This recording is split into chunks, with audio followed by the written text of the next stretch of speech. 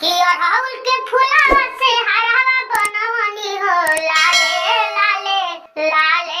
लाले कि सरिया टिकुलिया महावर लवनी हो लाले लाले लाले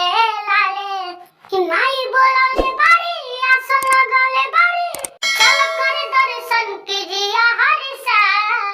माई मयरिया सपना देखौले चल चुनरी चढ़ावे हाय हाय हाय चल चुनरी चढ़ावे हाय हाय हाय चल चुनरी चढ़ावे हाय हाय हाय चल चुनरी चढ़ावे कि काला सारा खाइल दियरी जगमग करता कि भगती के